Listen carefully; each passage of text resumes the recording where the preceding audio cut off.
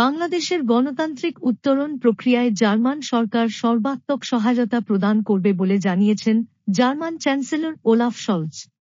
মঙ্গলবার সুইজারল্যান্ডের দাভোসে world economic ফোরামের সম্মেলনের ফাঁকে বাংলাদেশের অন্তর্বর্তী সরকারের প্রধান উপদেষ্টা অধ্যাপক মুহাম্মদ ইউনূসের সঙ্গে দ্বিপাক্ষিক বৈঠকে তিনি এই আশ্বাস দেন।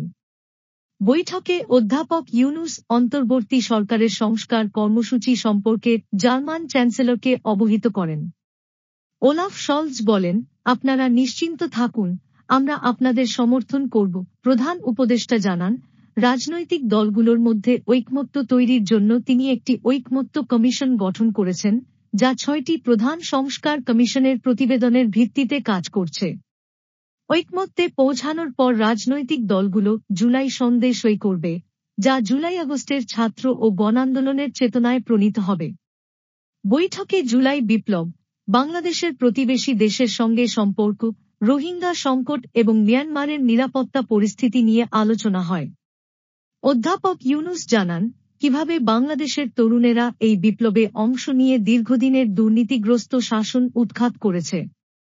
তিনি উল্লেখ করেন, এক 12 বছর বয়সী শিক্ষার্থী তার মাকে চিঠি লিখে আন্দোলনে যোগ দেয় এবং শাহাদাত বরণ করে।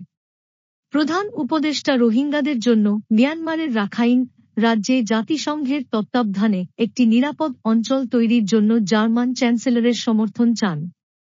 তিনি দুই দেশের মধ্যে ব্যবসায়িক সম্পর্ক বাড়ানোর আহ্বান জানান এবং জার্মান ব্যবসায়ীদের বাংলাদেশে বিনিয়োগের জন্য অনুরোধ করেন।